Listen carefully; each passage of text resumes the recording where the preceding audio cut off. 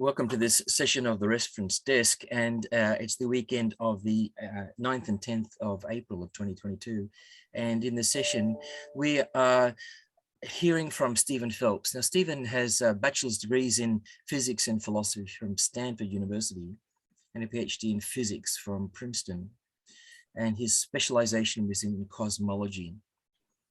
He worked for 13 years at the Baha'i World Center in Haifa in Israel, working in the research department. And his role was coordinating the indexing and collation of Baha'i sacred writings and their translation from Persian and Arabic into English. And during this period, he concurrently held a position in the physics department at the Technion University in Haifa, and published original research on the masses of nearby galaxies. He currently resides in Portland, Oregon with his family. Now, Stephen has poured some of his enthusiasm for the Baha'i writings into a website, The Loom of Reality. And that transition in the digital era that is part of the theme of this series reminded me of some earlier works that before the digital era, there were such works as this. If you wanted to have some cross-referencing, you would take this type of work by James Heggie or another concordance by Lee Nelson, and there are probably many others. But pre-digital, you had to have such a compendium as this to be able to do the type of work that was aspired to.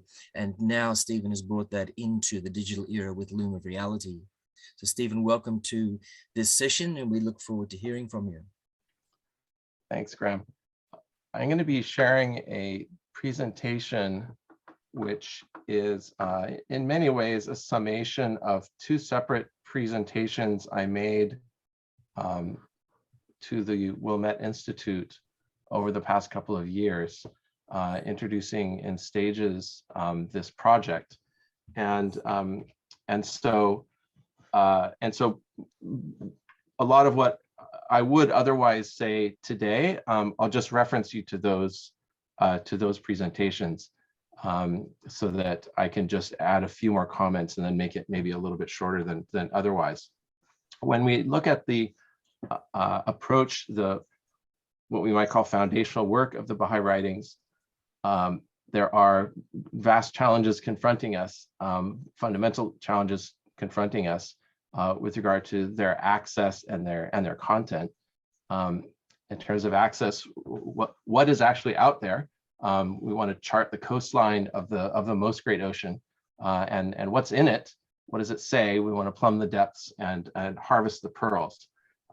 And so the two parts of this presentation will be looking at those two aspects of the foundational work of the texts.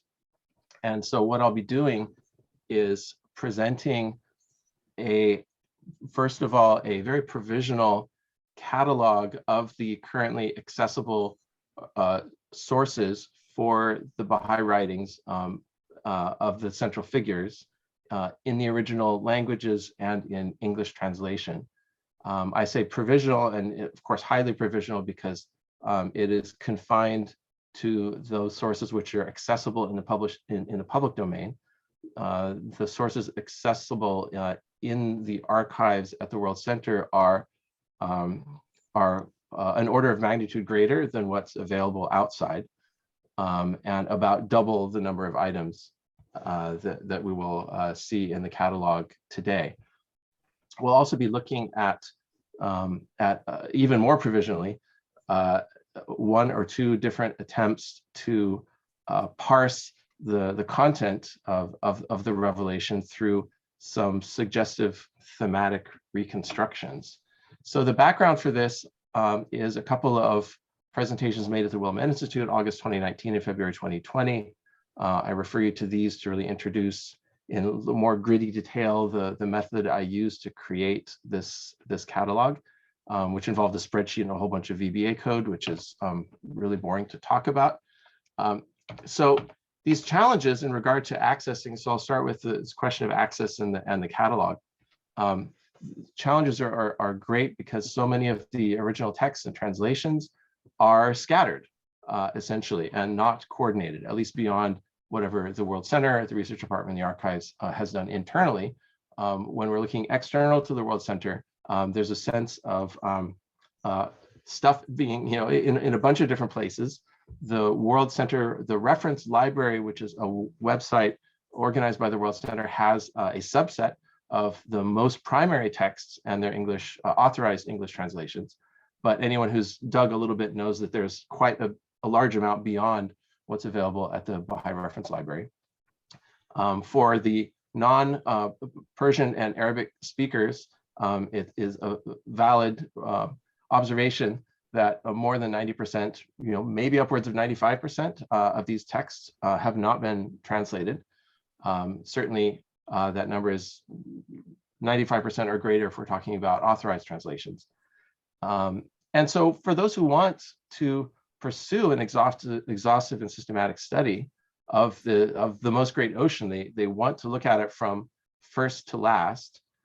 Where do you begin and where do you end? And where can you find each of those items? And that's what this catalog aims to provide an initial solution to. The size of it is so vast as well. We're talking 5 million words approximately of the Bab's writings and 6 million each words of tablets of Baha'u'llah and Abdu'l-Baha, comprising respectively around 2,000, 20,000, and 30,000 surviving works. By works, this includes things as long as entire volumes like the Kitab-i-Iqan or the Kitab-i-Aqdas, all the way down to several words in acknowledgement of a receipt of a contribution or something like that. And so by 50-odd thousand works, we have to understand that your average or median work is going to be maybe on the order of 100 or 200 words long, quite short actually. And the longer works that we think of as being a book or a major tablet is really a smaller minority of that. So there's the vastness of it, the uncoordinated character of it can perhaps tend to discourage one's approach in a systematic way, unless one finds some kind of coordinate system where one can map it out in one's head. And so the coordinate system that I'm proposing for the writings is simply to divide the content of the three central figures of the Baha'i Faith into two major content areas: writings and reported utterances. I think those are the two most stable content areas I can think of. One can imagine, within writings, there are things that are authorized or rather authenticated and non-authenticated, but that's not a stable category because, further research shifts things around.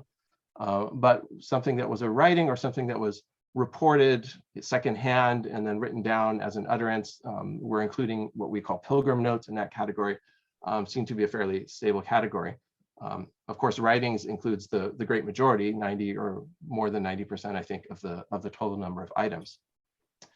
And in an ideal universe, we would like to order these chronologically, probably. We'd love to see from first to last. But of course, dates are only available for a minority of these items. And in many cases, it takes quite a bit of research and contextual understanding to even place some of these writings by period, let alone by year or in a more at a finer level. And so a different way of ordering them is necessary. And the most, I think, logical one that comes to mind is just longest to shortest. This is the same method of organization, the Quran, by the way, in the version of the Quran that everyone has, except for the initial surah, which is shorter, and then it basically goes from longest to shortest. So we have the same proposal to do this for the Baha'i writings. Of course, and this is where the really provisional nature of this kind of an indexing project rears its head, and that is the moment you assign your numbers. Months later, weeks later, years later, more items come to light that are now newly published or newly discovered in manuscripts and so forth. And so you have to tack those on at the end. And so the sublime order of ordering things from longest to shortest is a bit disrupted as you tack things on at the end. And given that what is available now outside the World Center is only half of the total number of items, in time, one would imagine this system would get kind of messier and messier logically as more and more items get tacked on at the end that aren't in the in length order. And so for that, as well as for other probably more important reasons, this project should really be seen as provisional. And in the long term, very much more the job of the World Center in particular, I think the Center for the Study of the Text, to be the long-term curator and custodian of this kind of a project. And also partly for that reason, the author codes for each of the three central figures, I gave as two letters, BB, BH, and AB, so that if and when the World Center wants to replace this indexing system with one that is more rationally organized according to the resources of the World Center, maybe they would like to just use one letter and simplify it a little bit further, and then there wouldn't be any confusion between this provisional indexing system and the more permanent one, which hopefully is to come. So the results of the inventory, you can either, when you pull everything together and then compare it against the word counts and item counts that were provided by the research department a few years ago. These are the effective proportions of the items which are available in the public domain. Should say this somewhere on the slide, but this is what's available in the public domain. So for Baha'u'llah by word count, it's about 3/4 of everything that Baha'u'llah is known to have revealed. Of course, there's more that they're the unknown unknowns, and we can't include those in the pie chart. For the Bab's writings, it's the smallest proportion of a bit over 1/4, either by item or word count, and for Abdul Baha, a little bit more than that. But still, we're looking overall between all three authors at about half of the total. For reported utterances, it's harder to know. I think the unknown unknowns are greater there because there hasn't been as systematic an effort within the World Center to collect all of the reported utterances. And so I think what one finds certainly in this catalog is going to be even more provisional than for the writings. So to access this, and I'll switch now briefly to the website itself, and then I'll talk about how the catalog entries are organized. So the website itself can be accessed by going to loomofreality.org. One can either go to blog.loomofreality.org to download the inventory itself. And then for the second part of this presentation, the subject index, you go to loom.loomofreality.org. So let me just open up this is a PDF of the inventory. I have a really big screen, so I can see it all here. I don't know what you're all seeing on your screens. If you can see both pages open. Thanks. It's probably just reduced size, but if you can see it all, then I'll just keep going. Thanks, Stephen. Keep going. We can see. So the whole catalog is something like 1,400 pages long, and about half of that is taken up with the index entries themselves, divided into each of the central figures and their utterances, followed by a number of finding aids for the index, but first of all by a bibliography. So there's a few introductory words on it. There are the catalog entries themselves, and you can get a sense here of the overall style and format of them. And I'll talk specifically about what the contents of them are.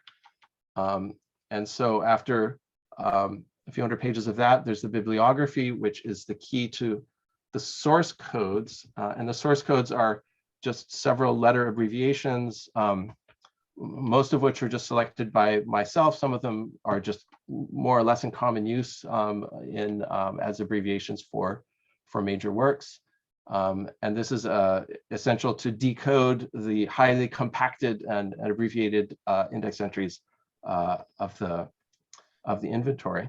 And that's followed by these finding aids, index of source references, which enables you to basically go backwards and look at the and look at the sources as indexes for the items they contain. So for example, there are some sources which contain hundreds or even thousands of tablets. Also, Kalam Allah's example, it runs to 7 volumes. It contains several hundred tablets. You can think of this as almost an index of table of contents of this 7-volume series of tablets of Baha'u'llah, with each of the tablets indexed therein. And it's all nicely clickable. So you click on it and it jumps you to the right page where that tablet is. So the document contains tens of thousands of internal references that enable you to click around and navigate it.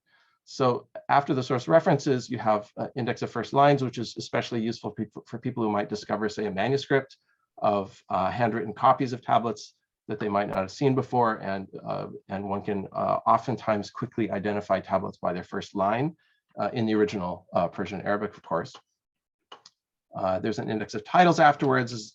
The titles are sometimes very provisional. What is officially a title or a transliterated version of a title or an English version of a title of an original is, I think, not yet fully determined. And so this is going to be a mixture of titles, say, that were found in God Passes By or in Taherzadeh's volumes, or other places. So this is a kind of a mishmash, a dog's breakfast of items. Again, may be helpful to navigating and finding things, maybe not. Index of questions is more fun to me. Fun just to read the questions. And this is very much focusing on questions that were asked of Abdu'l-Baha by Westerners in English, and that's the most of these. And you can kind of see what did people ask Abdu'l-Baha when they had a chance to ask him, and when a scribe happened to be around to write down what was being asked. So that's a fun little, I don't know, mini research project there to go through that and see what was on people's minds when they were able to ask Abdu'l-Baha something. And this is a more recent addition in the latest version of the inventory. I went really mainly through the internet and just through my own head and my own personal collection of CDs of old Baha'i music to try to identify, what are the songs that are floating out there that have been in which fragments of or verses from Baha'i writings have been put to music, and just pull those all together in one place, not worrying about quality so much, not worrying about the only real criterion for inclusion was, is there basically a studio recorded version of it, and then I would add it to this, and then listed here in descending order of frequency. And so probably not surprisingly, the Arabic and Persian hidden words are far and away the most often put to music. I include this not partly for personal reasons, because I'm interested in in how people have captured this, what they feel is the spirit of these writings, and put it to music. I feel like that is as valid a component of the written word as say a scholarly article written on it. So I wanted to, in a way, give equal weight to like a musical interpretation as, say, a scholarly interpretation of a particular verse.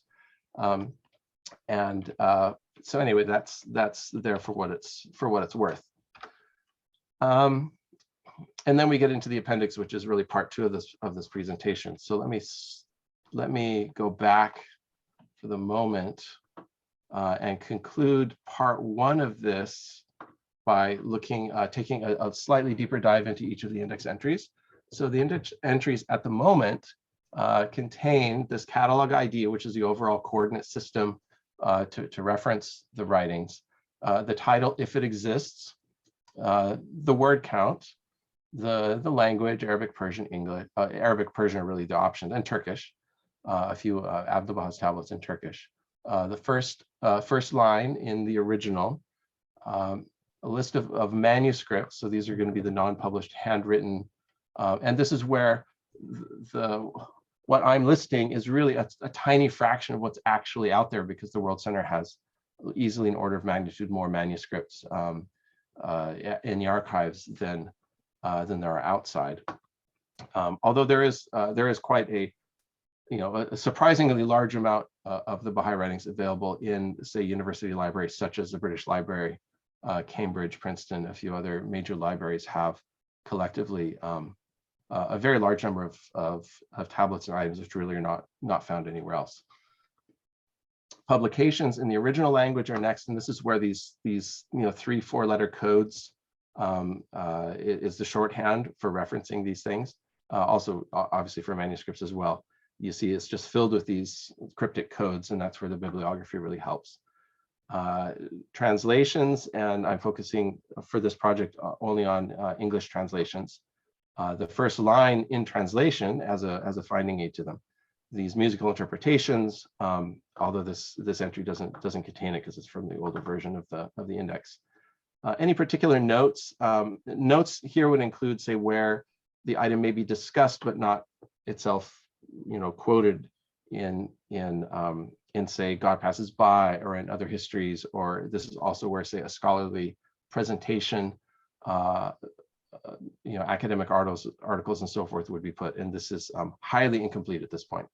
And then all of these are hyperlinked where possible.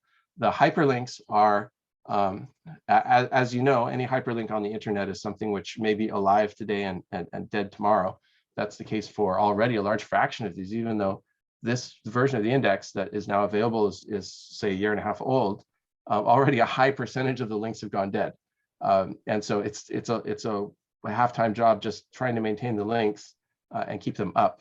And so because a lot of the places I was pointing to were just unstable, like a site called bahailib.org, for example, had huge amount of stuff and it went offline. Subsequently, fortunately, and thanks to Jonah Winters, was ported over to bahailibrary.com, and hopefully more and more of these pointers, of these hyperlinks, can eventually be changed to more stable, more permanent locations. That's the case for the text itself, the PDF itself of the inventory. The most recent version is I'll always have available here on Loom of Reality. But I mean, thinking down the road, there ought to be like a more permanent repository for this in someone's personal blog. And so the Afnan library at the moment is hosting, I think, maybe an older version of this. But I think I saw Mujan in the audience, and if you get a chance to update it to the latest version, then the Afnan library I think of as being a kind of a more official and permanent place for holding these sorts of resources. So that's, I guess, longer than I thought it would be. So I'll take, I guess, a shorter amount of time on part 2 of this, which is content. So if we have our A to Z list of what's there, how might we go about the even more difficult task of trying to map out the contents in some way? Well, how do you map out the content of anything? So this is really not, as we've already heard in previous presentations, that's a problem of anyone mapping out a library. How do you divide up subjects? And so, obviously there are many different ways to do it, and whichever way you choose will ultimately be the one that's most useful to you in light of the way you're approaching the subject, the lens through which you're coming at it, your background, and so forth. For me, I found it helpful to look at Kant's Critique of Pure Reason, and he asked some fundamental questions of which the philosophical project is meant to ask and hopefully answer, although its track record in answering these questions is spotty, perhaps, over the history of philosophy. But it's a nice summation of the questions. What can I know? What ought I to do on the basis of that knowledge? And what might I hope? Where's everything going at the end? And so those 3 questions of philosophy were inspirational to me in attempting to in looking at one possible way of dividing things up. Another inspiration for me was Mortimer Adler's Syntopicon, a product of the 50s, and in many ways bearing the marks of the particular Eurocentric biases of of academics in that time period. But still, I think, nevertheless, helpful as at least one possible entry point into thinking about ideas and what are the main ideas that we want to map out. Adler and his team of graduate students over the course of many years tried to identify what are the great books of the Western tradition, what are the great ideas found in those books, and they came up with 100-odd ideas and mapped out, where in the great books those ideas are to be found. And so this is my taking of those great ideas and trying to break them down into metaphysics and philosophy of mind and theology and moral philosophy and natural philosophy, political philosophy, and so forth. So these are, I guess, ideas, topics that have been circling around in my mind for a great deal of time, since I guess my first years of working at the World Center and trying to think about the Baha'i writing systematically. And two different indexing systems have emerged from that. And this is one of them here, and this is presented in the appendix of the inventory. And the second indexing system is presented in my blog at loom.loomofreality.org. And the outline here is on the right, clickable, and you can drill down and see the quotations associated with the subject categories there. These two different approaches, these two angles at subject indexing, share the same meat. The foundational elements of both are the same, namely around 5,000 odd excerpts, mainly from the Baha'i writings, but including some material beyond that.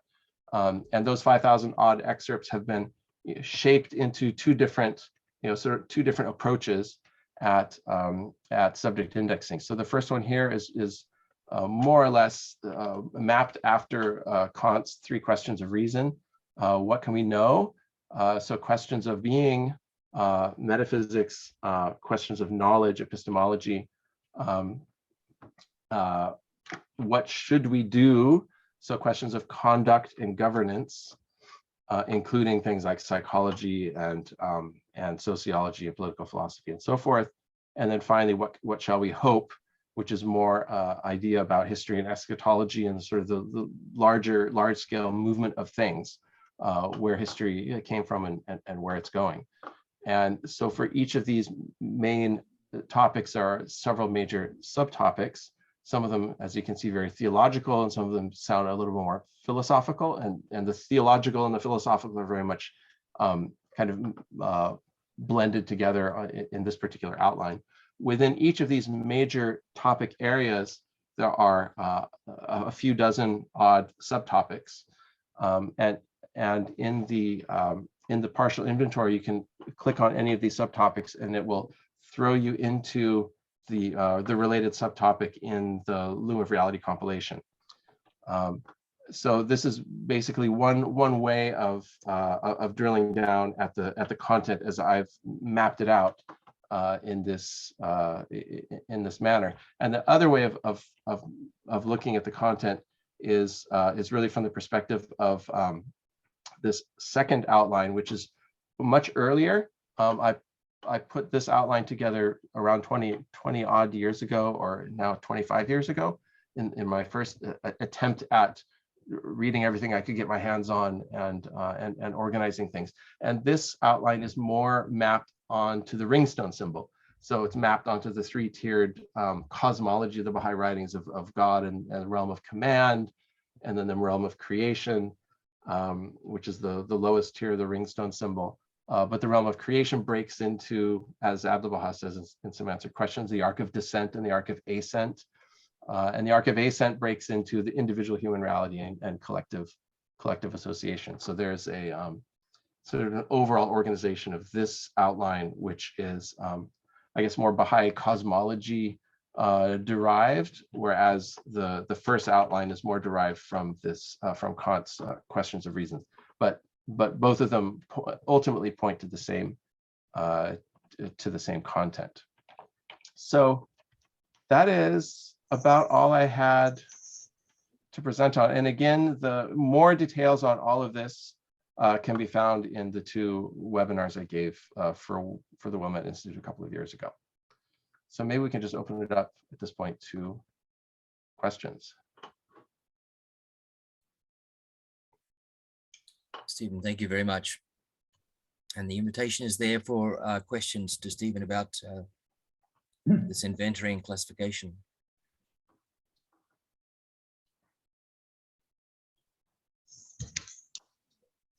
Alexander, please go ahead and just bring your microphone. Please bring your microphone just a bit closer. I do. Learning from experience. Stephen, thank you very much for the presentation. So I have got an overview of the vast collection you have done and the presentation you, or the well, the piece of work you have done with this, a couple of hundred pages, if not even more than 1,000, you said. Given what you have done and the time you mentioned, I assume it's, as you said, more than 25 years ago you started. What do you expect, how long it will take to finish that piece of work you're working right now on? Well, it'll never finish. Translations are being produced all the time. Adib here, who's in the chat, is a prolific translator.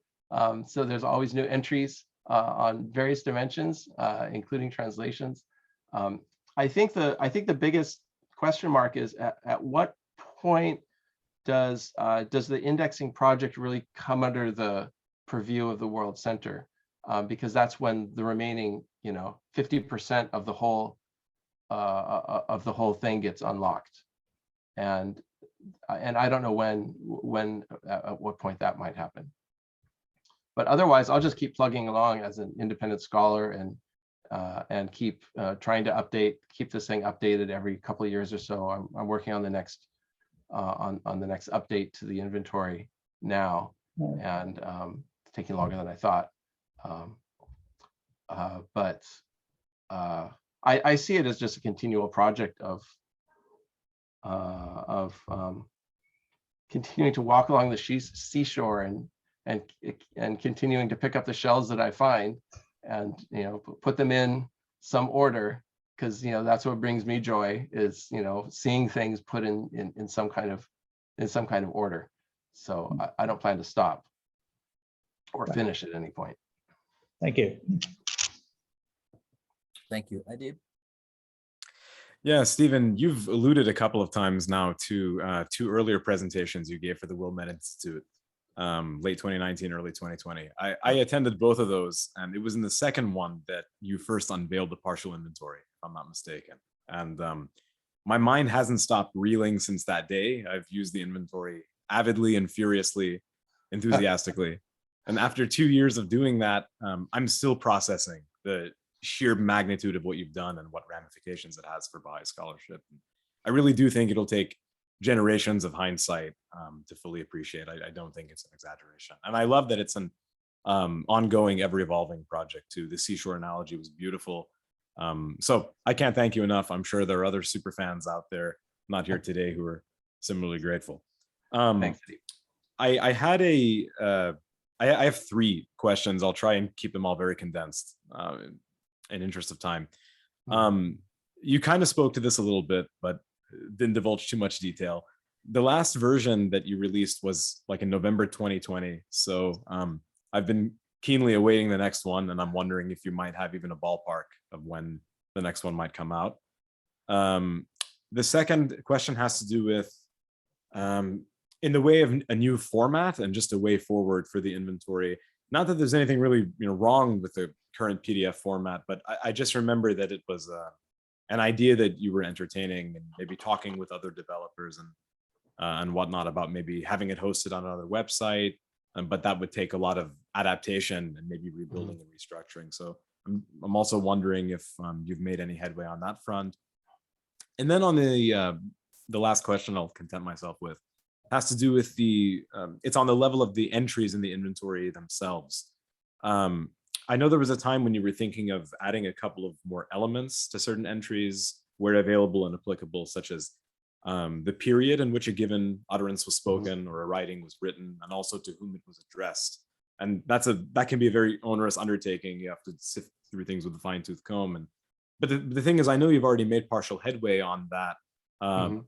parallel to the inventory. Because I know, for example, you've periodized many of Baha'u'llah's most significant writings in one of the two excellent chapters that you contributed to Rob Stockman's Rutledge volume. So I'm just wondering if there are any plans or you've given any more thought to incorporating that particular component into the inventory, or maybe the addressees. So yeah, those are Yes. my questions. Yes, thank you.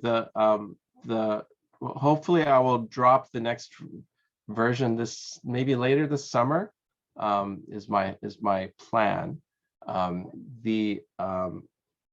It will hopefully, I've talked to a few people about potentially changing the format, because PDF format is pretty, is pretty restrictive in terms of what you can do with, reshaping it and so forth. In an ideal world, I would love to have it in like a wiki style website where contributions can be continually accumulated, from scholars around the world. It can add commentaries and notes and so forth. The practicalities of making that happen are beyond my technical abilities and beyond, I think, the sort of bandwidth I have. And I'm also wary of handing it off too quickly to people who are eager to do it, and then it ends up half done or not fully done, and then there's confusion about, well, what's the latest version, because now there's this website out there that has an older version but it hasn't been updated. And so at the moment I'm keeping it a bit close to my chest, to sort of control the versioning, but I think long term I would really like to and prefer to see it as a community effort.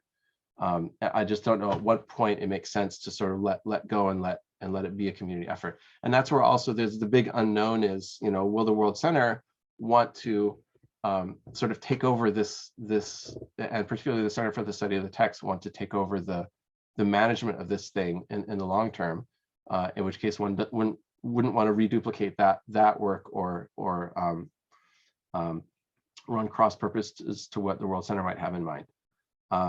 And along those lines, something also I would like to add, and maybe not in this next version, but in a version down the road, are dates or periods where available, recipients, and also abstracts.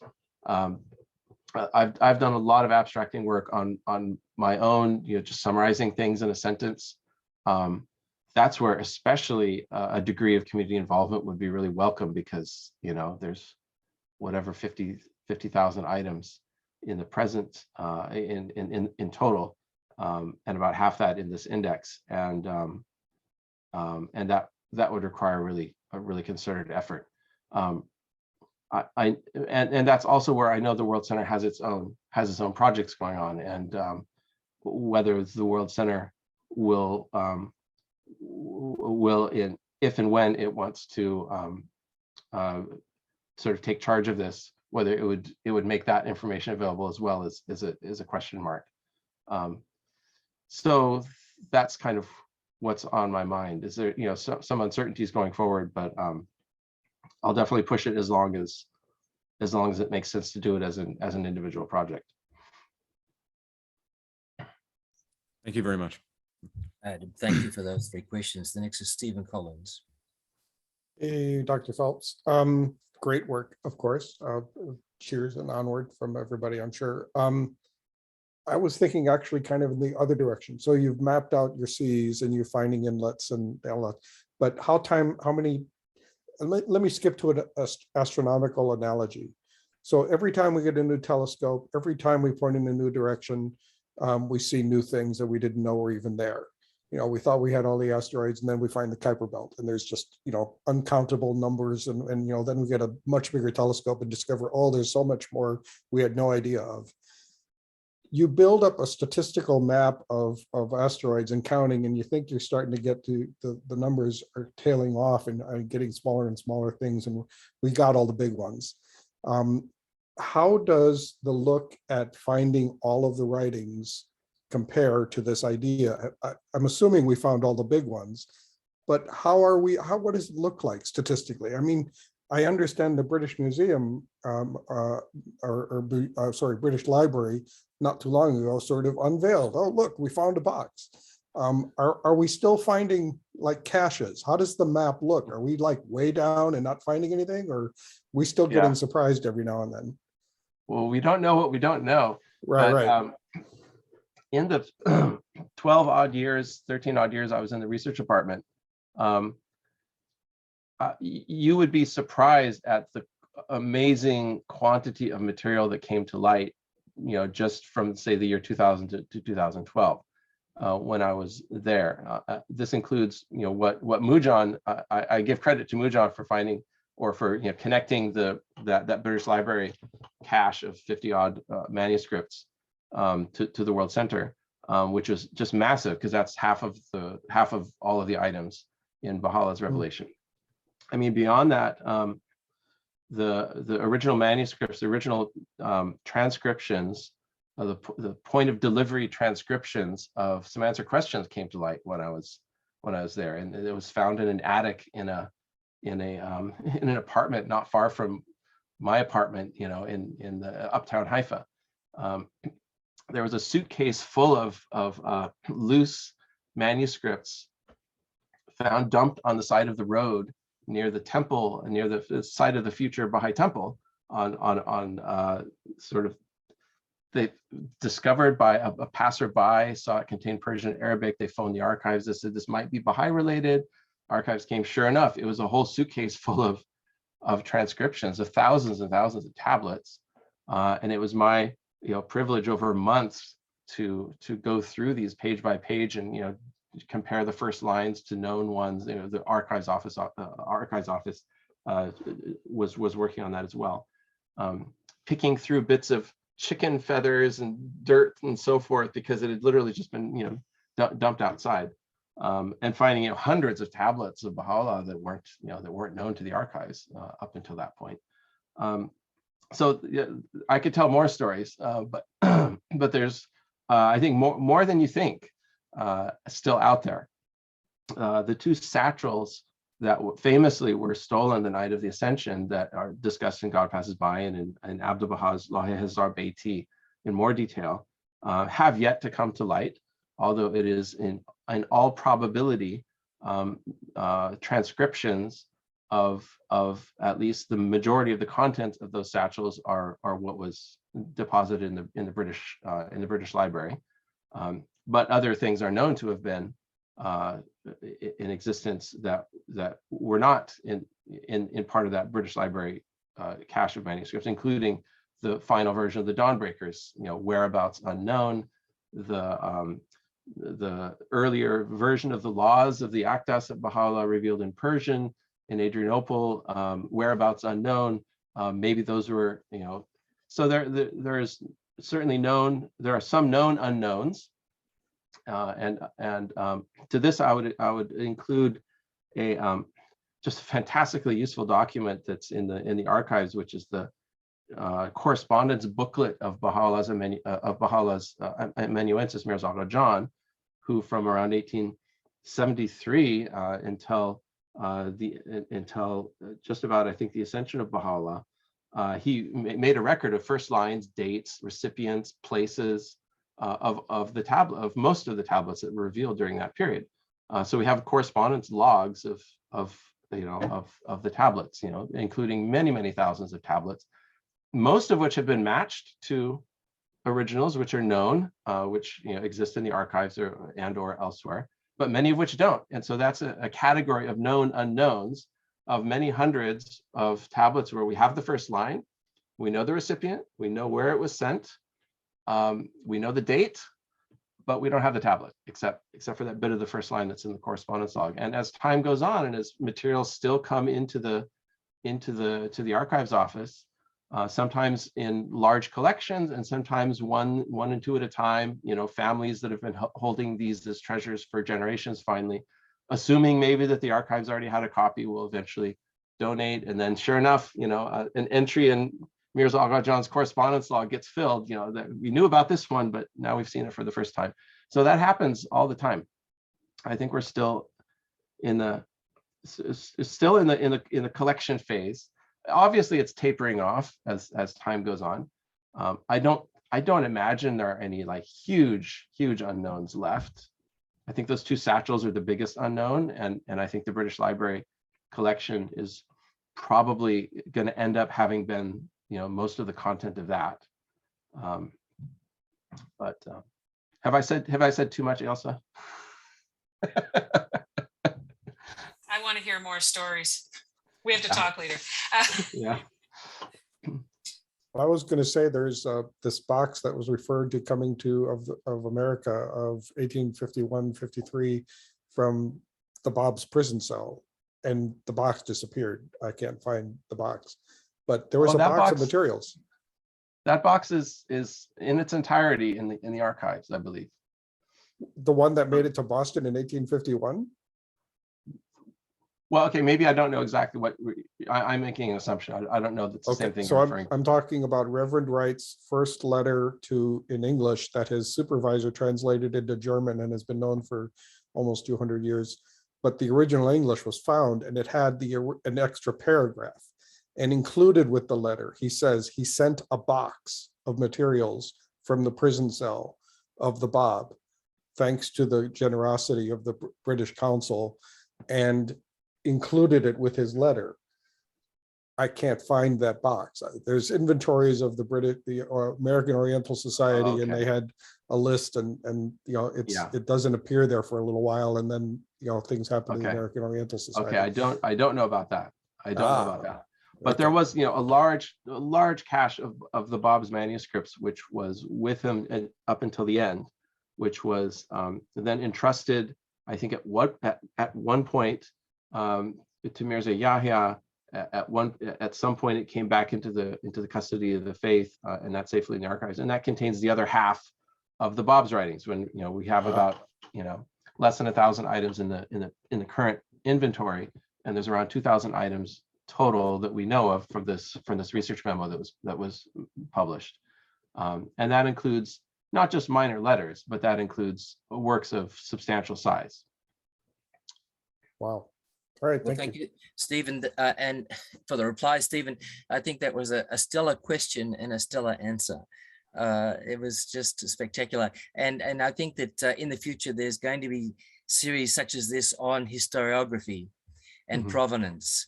And that's where this is leading, because there are scattered references. There's no systematic historiography of Baha'i history, and so this is leading in that direction. Very, very good. The next question is from Andrew Stranieri.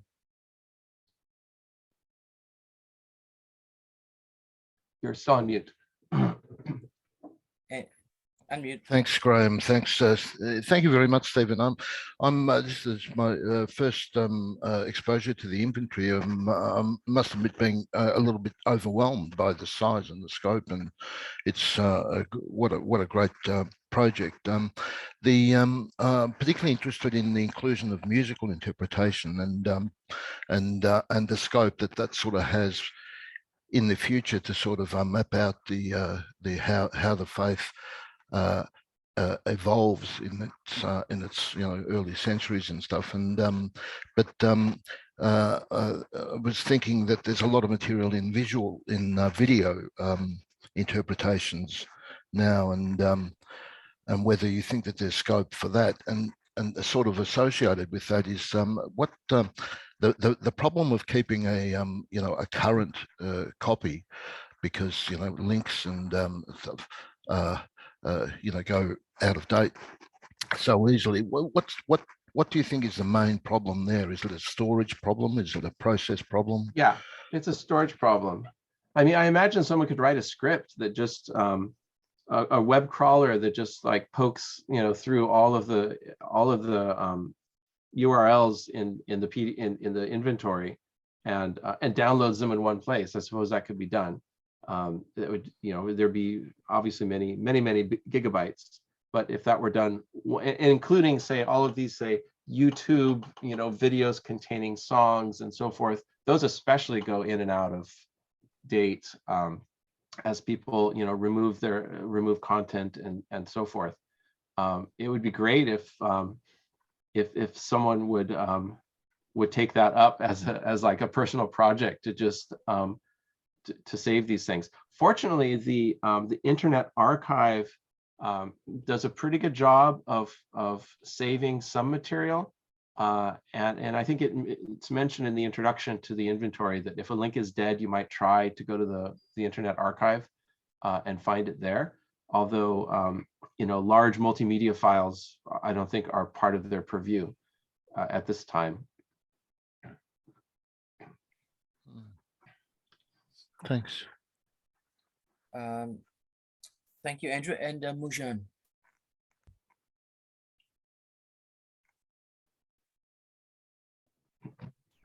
Yeah, thank you very much. I mean, the amount of work you've put into this inventory, I don't think I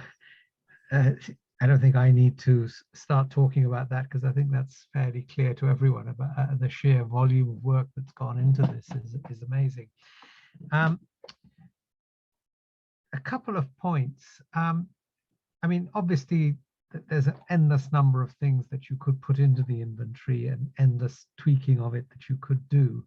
But speaking from my primary interest, which is that of a historian, if you want to add things to the categories that you're listing in your inventory, we've already talked about dates or periodization, which would obviously be very useful as a historian to know when a tablet was revealed, because then you can contextualize it so much better and pull out the historical information in the tablet. Mm-hmm. But the other two things that would be very useful to have in the inventory would be just a record of the names that are mentioned, and both of people and of places, because then you can start, how should I say, getting grid line references on people. This particular person is mentioned in 2 or 3 different places, and from those 2 or 3 different references, you can start building up a picture about that person. I mean, obviously it's difficult because you've just got Muhammad, and there's you're going to end up with thousands of Muhammads. But even if you say that, in a tablet to Najaf Abad, a Muhammad is mentioned, that somewhere along the line that could prove useful. I'm not saying 100% it's going to prove useful, but there is a good chance it might prove useful if you know that it's the tablet went to Najaf Abad and roughly the date it went. Then the Muhammad starts to become a defined person that you then may correlate with other information from other sources.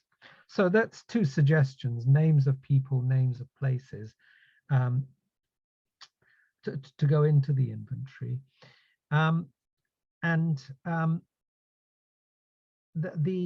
other thing I wanted to ask about was, I just as a sort of point of interest, I note that in one slide you said there were 2,000 plus items of the Bab's writings, but and then when you went on to a couple of slides later, the Bab's listings were enumerated from 1 to 666. Does that mean to say that the additional items that you've got as BB 666 plus, it has the other items that are, that make up the 2,000? Is that what? So in other words, there's more in the plus than there is in the 1 to 600. That's right. Yeah. In the case of the Bab's writings, only 600 or 700 are currently in the public domain, which leaves another 1,300 odd that are still only in the archives. Yeah, I see. Yeah. Right. Yeah, and yeah, there's so much more that's in the archives, including the thing you were asking for. The names and the places mentioned are all part of archival electronic records of these texts. It's my dream one day that the our archival database will be just made available to the public, at least this portion of it that has all the dates and the names and the places, all of that. I feel a bit like having to reinvent the wheel on the outside because of the lack of access to the to all of the work that's already been done within the World Center. And I look forward to the day when there's sort of when the doors are flung open and everything is sort of brought out and made available.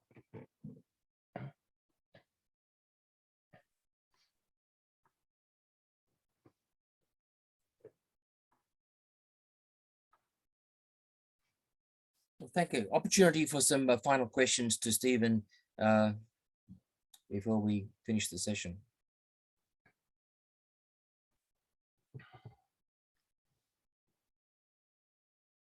Stephen, do you are you concerned at all about statistics on use of the inventory and feedback on how people are applying that to their personal study and research? Or is it something you just want to put out because it was primarily your own interest in the systematization, but also your work in the research department? What's the interest of, you know, you've put it in the public domain. You could have kept this as a personal project. Many people have personal projects of classification, systematization, but you've made a concerted effort to make it public through the blog site. So you must have some conception of what would be a satisfactory reception by the, you know, the scholarly community or the community of learners. So what's your response to that? As to you, so why make it public as opposed to just keeping it as a personal project? In a sense, this conception of why this transition from becoming an individual researcher, an isolated researcher, to becoming a public researcher and a public contributor, which is a very conscious thing that you've done to set up the, you know, not just to do the inventory, but to set up the website, both the blog and the Loom of Reality. So are you interested in the level of uptake by others? To the extent that it stimulates and encourages Baha'i scholarship, I think its main purpose will have been served. As I've mentioned before, I think of it as a very sort of provisional attempt that will eventually be overtaken, and especially when it comes to I think the subject indexing will always be sort of individuals with their different takes on things, and I'm not the first to have attempted, you know, this kind of a subject index. There have been others previously, so that's more of a personal thing. The cataloging, I put it out there in the hope that it would stimulate, encourage, inspire people to dig deeper and see what's there. If that has the additional effect of stimulating the World Center to, you know, to sort of speed up its process of making things available, then I wouldn't mind that either. Thanks very much, Stephen. I think we have another question from Stephen Collins. Yeah, a follow-up on that question, actually. I just wondered if there was other people picking up on this inventory at an institutional level outside the faith. You know, if the British Museum or library was having this section, were they telling people who asked more questions, hey, go look at this? Or are there other connections being made? Not at this time. I think I did share with the curator of manuscripts at the British Library the inventory, since I requested from the British Library the electronic copies of those 50 volumes, and others have since also requested that set. It's a few $100s. You can get the set of copies, and so I was, you know, sharing with the curator of manuscripts the sort of the context for the projects and the request. But other than that, I haven't seen any institutional uptake. I would kind of hope against that, because the, you know, I don't want the catalog ideas to become like too widespread, so that you know, I think that there are real catalog ideas which will ultimately overtake these, And it'd be better if those come out sooner rather than later. But I don't have any control over that process. Well, this So- is a comparable example. I don't know if you remember or saw the reference when I made about the BahaiLibrary.com being used in Wikipedia. And Wikipedia has kind of a self-monitoring system where people look at where are people posting from, and there's like, wait, is this a valid website? Because there are websites that ignore copyright and just grab things and share things, and those websites need to be shifted out of Wikipedia.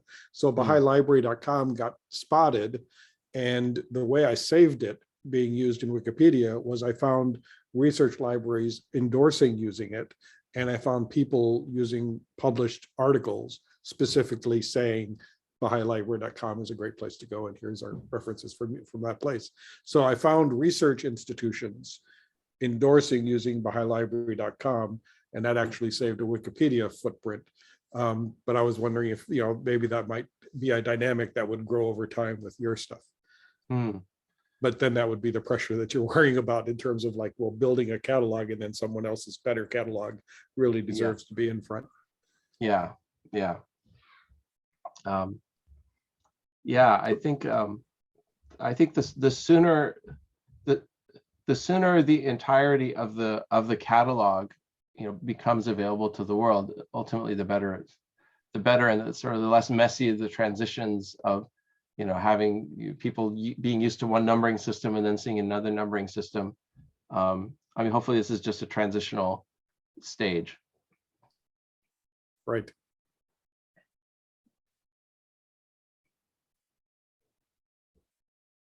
So Jess, final questions before we bring the session to a close.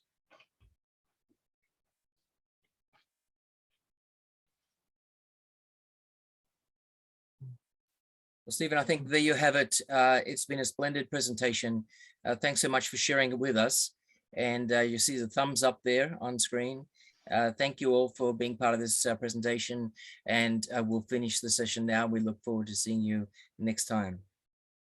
Thanks everyone for coming. Bye-bye.